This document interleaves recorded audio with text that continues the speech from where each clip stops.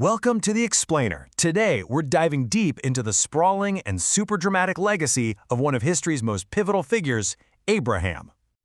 Okay, so let's jump right into this epic story. It's all about faith, family, and the founding of nations. And it kicks off with a patriarch in his final years trying to lock down a divine promise for all time. Now, after Sarah passes away, you might think Abraham's world would shrink. But nope, it's the exact opposite. It explodes with new life, setting the stage for a legacy that's way bigger and way more complicated than you can even imagine. So Abraham takes a new wife, Keturah.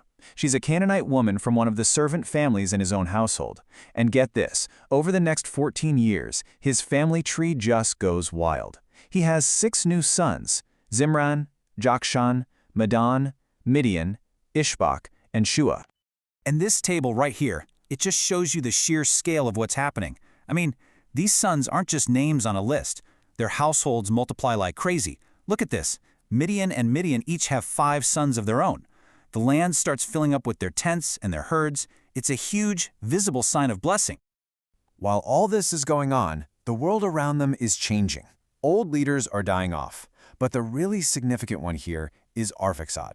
I mean, this guy was Shem's son, a direct link all the way back to Noah's family and the world before the flood. His death, well, it really is the end of an era. And here's the real tension in the story. You have all this incredible growth, dozens of sons and grandsons running around, but the one lineage that's supposed to carry the divine promise, the line of Isaac, it's a dead end. For 20 years, he and Rebekah have had no children. So let's zoom in on Isaac and Rebekah. We're going to see how their very personal crisis of faith turns into a massive historical moment, and it takes them to a place that is just dripping with significance. So Rebekah, probably thinking about Sarah's own story, goes to Isaac and says, "You need to pray for me." But Isaac actually hesitates. He figures his father's blessing should have been powerful enough to cover this, which makes him wonder if the problem is, coming from somewhere else. But Rebekah, she doesn't let it go. With this gentle but firm persistence, she convinces him, and together they make a pilgrimage to the land of Moriah. Yep, to the very same mountain where Abraham's faith was so intensely tested with Isaac all those years ago. And standing on that holy ground, Isaac's prayer is, wow, it's profound. You can see he isn't just asking for a kid. He's calling on God to fulfill the generational promise made to his father. This is about the covenant, the entire legacy. And God hears him. So the prayer is answered. Rebekah conceives, but the answer itself creates a brand new, violent crisis, one that's happening inside her and is so bad it threatens her life. Okay, so 7 months into the pregnancy, the struggle within her is so intense, she actually fears for her life. She's desperate. So she goes to the elders, Shem, Eber, and Abraham, and asks them to find out from God what is going on. The message that comes back is not exactly comforting. It is a world-altering prophecy. The message is, you're not just carrying 2 babies.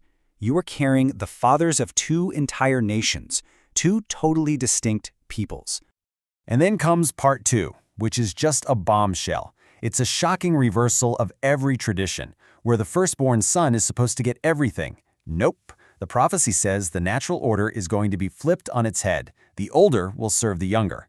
This just lights the fuse for a conflict that starts before they're even born. And when she gives birth, it's like the prophecy is physically manifesting right there in the room. The first twin, Esau, is red and hairy. The second, Jacob, comes out literally grabbing his brother's heel and acts so symbolic it actually gives him his name. Their births are a perfect preview of the struggle to come.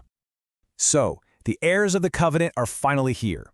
Now, Abraham, in his final years, knows it's time to put his house in order. He's going to take some decisive steps to secure that line of promise once and for all. He gathers all his descendants. We're talking Ishmael's sons, Keturah's sons, and Isaac's 2 little babies, and he lays down the law. It's basically a blueprint for their legacy. Live right. Don't get pulled into the corruption of the nations around you, and serve only the one true God. And then he does something that is just so definitive. He gives gifts to his other sons, the sons of Keturah, and sends them packing. They go east, away from Isaac. And this isn't just about moving to a new neighborhood. This is a clear spiritual and legal separation. And that act right there is what formally establishes Isaac's family as the one and only covenant line.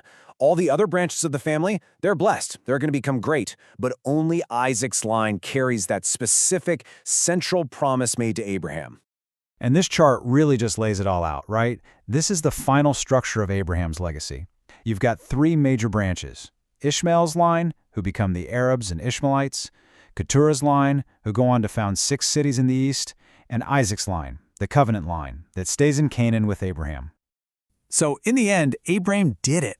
He secured the promise, taking this massive, sprawling family tree and narrowing it down to a single chosen heir. But that prophecy over Rebekah's twins, it guarantees this isn't the end of the story. No way. It's the beginning of a whole new rivalry, a fight for blessing and birthright that would echo for generations to come.